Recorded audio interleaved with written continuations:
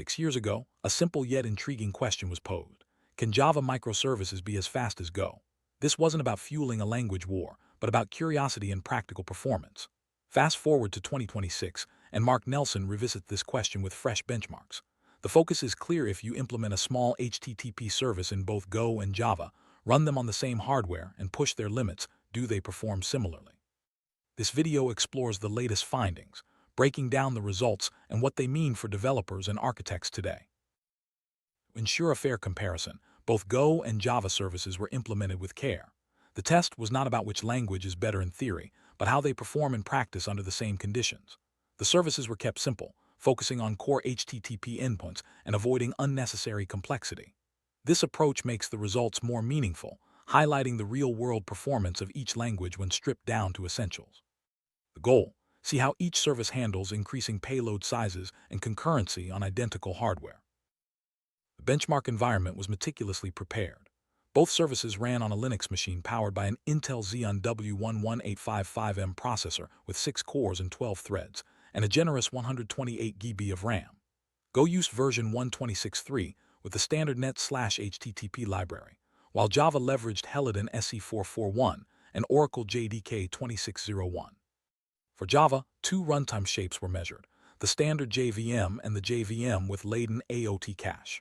This setup ensured that any performance differences would be due to the language and runtime, not the hardware. Both the Go and Java services exposed the same set of endpoints: health checks, readiness checks, and 2 API endpoints for string manipulation and generated payloads. The /API/generated/size endpoint was the focus for benchmarking, as it allowed the test to scale input sizes without changing the URL structure. Each request performed a series of operations: uppercasing, lowercasing, revering the input, and computing a CRC32 hash multiple times before returning a JSON response. This kept the workload consistent and measurable. The benchmark service was intentionally synthetic. There was no database, no TLS, no inbound JSON parsing, and no external dependencies. The idea was to keep the hot path as small as possible, making it easier to observe the impact of the runtime and server behavior. By stripping away the extras, the test focused purely on how efficiently each language and framework could handle requests under pressure. The benchmark matrix covered a range of payload sizes: 7, 128, 2048, and 8192 bytes, and concurrency levels from 1 up to 192. Each test cell was repeated twice, with a warm-up period before measurements. The work factor was set to 10, ensuring each request did enough computation to make the results meaningful. Explicit runtime settings were used for both Go and Java, including processor counts and memory limits, to ensure a level playing field. The Go service was as simple as possible, using only the standard net/HTTP library with no additional frameworks or middleware. This approach kept the implementation lean and focused, showcasing Go's strengths in building compact, efficient network services. The GOMAXPROCS setting was explicitly set to 12, matching the hardware's thread count, and memory limits were disabled to avoid artificial bottlenecks. On the Java side, Helidon SE 441 was used to keep the framework footprint minimal. The service took advantage of Java's new virtual threads for request handling, which are designed to make blocking server code much less expensive. 2 runtime shapes were tested: the standard Oracle JDK JVM and the same JVM with Leyden AOT cache enabled. This allowed the benchmark to capture both traditional and cutting-edge Java performance. During early runs, the Java service showed unexpectedly high latency for larger responses when persistent HTTP 1.1 connections were reused. After investigation, the culprit was found. The TCP no delay socket option was not set. Enabling TCP no delay true in the Helidon web server builder eliminated the latency floor, transforming the Java service from a questionable performer to a serious contender. This small tuning detail made a significant difference in the results. Both services set the content length header explicitly for known size JSON responses. This ensured that clients and servers could handle responses efficiently, avoiding chunked encoding and making the measurements more reliable. It's a small detail, but one that contributes to the accuracy and repeatability of the benchmark results. The benchmark runner started one service, ran the full test matrix, stopped it, and then started the next service. Go and Java never competed for CPU or memory at the same time, ensuring that each had full access to system resources during its run. This sequential approach eliminated interference and made the results more trustworthy. Each benchmark run included a 10-second service warmup after startup, plus an additional 10-second warmup before each measured cell.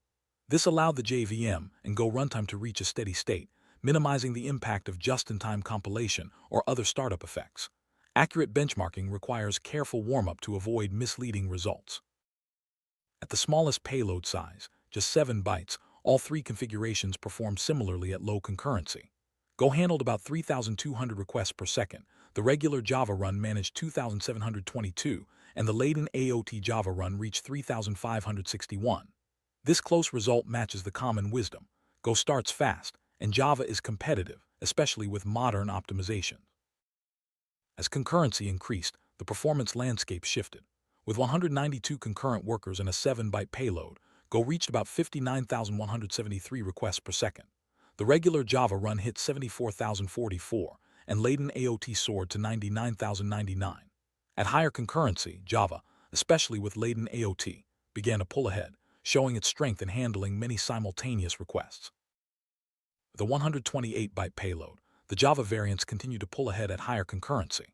At 192 concurrent workers, Go managed about 40,928 requests per second, while the regular Java run reached 62,433, and Leyden AOT hit 91,124. The advantage of Java's virtual threads and Leyden AOT became more pronounced as the workload increased. At 2 KB, the gap widened further. Go peaked at about 16,971 requests per second, while the regular Java run reached 39,532, and Leyden AOT achieved 41,604.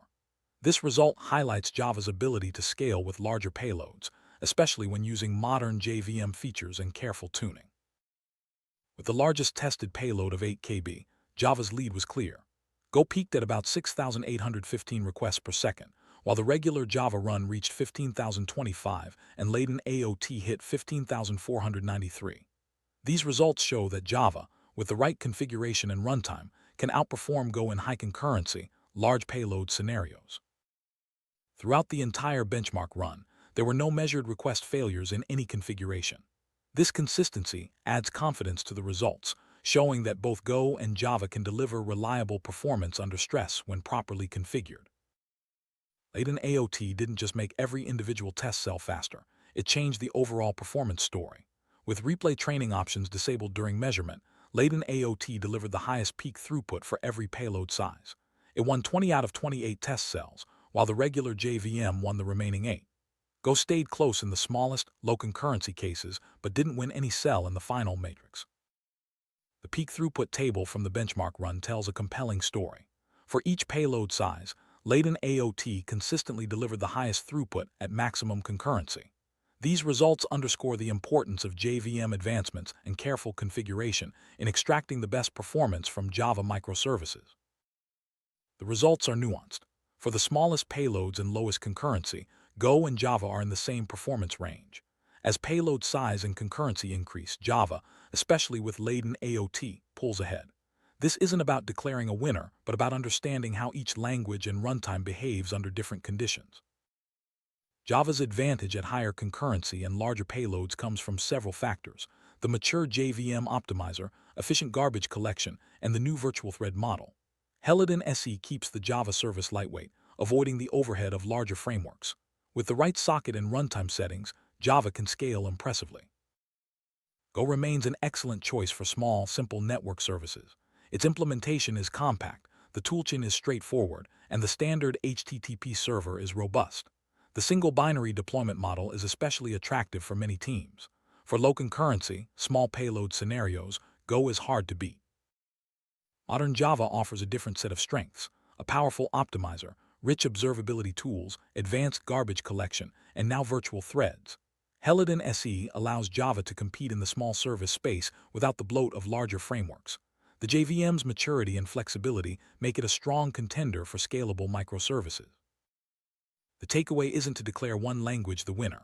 Instead, the results show that language choice is just one factor. Runtime, framework, hardware, warmup, logging, socket options, and measurement design all play critical roles in real-world performance. Nuance matters more than slogans. Throughput is only part of the story. The next round of benchmarks should include startup time, memory usage, CPU utilization, garbage collection logs, and profiling data. Longer runs, more repeats, isolated load generators, container limits, TLS, and request logging should also be tested. Adding a real dependency like a database would make the results even more relevant. The entire benchmark process is reproducible.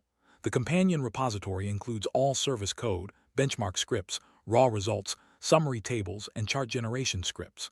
Anyone can follow the steps to build and run the tests, ensuring transparency and repeatability.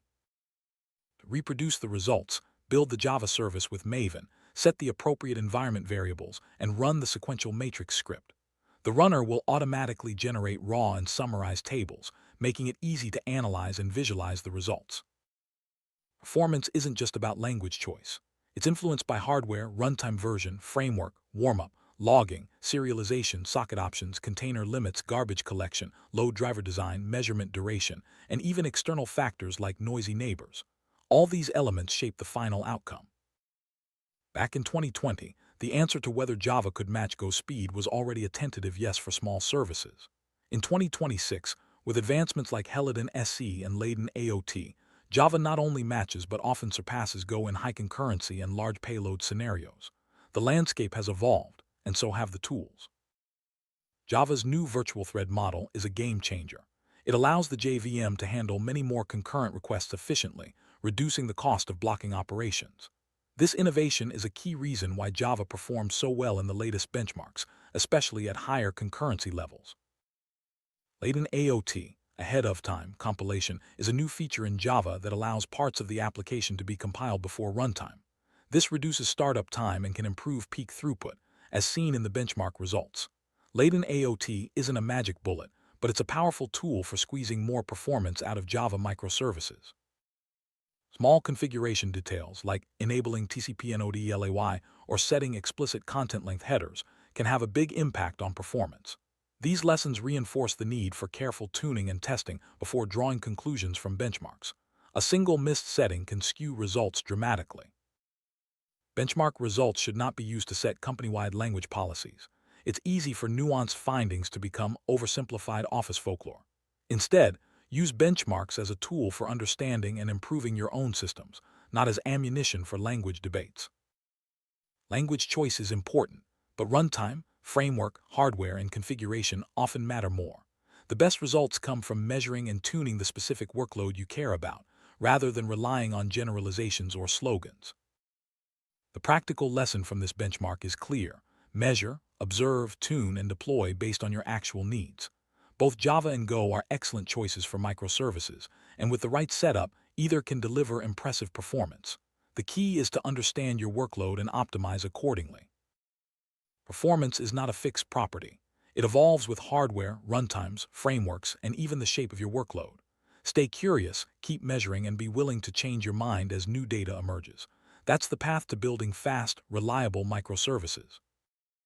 A good benchmark checklist includes more than just throughput. Remember to test with and without logging, try different socket options, and include real dependencies like databases. The more realistic your tests, the more valuable your results will be. Publishing raw results, scripts, and configuration details makes benchmarks more useful for the community. Others can reproduce your work, spot errors, and suggest improvements. Open data leads to better, more trustworthy performance insights. In summary, Java microservices can absolutely be as fast as Go, and in many cases, even faster, especially with modern JVM features like virtual threads and Leyden AOT.